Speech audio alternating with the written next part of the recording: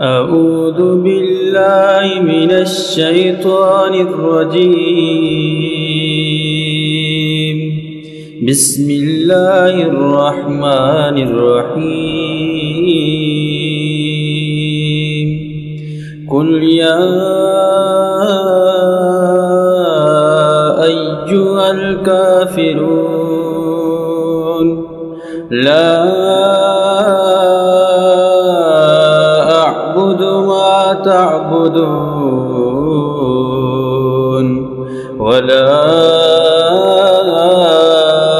أنتم عابدون ما أعبد ولا أنا عابد ما عبدتم ولا أنتم عابدون ما أعبد لكم دينكم ولي دين.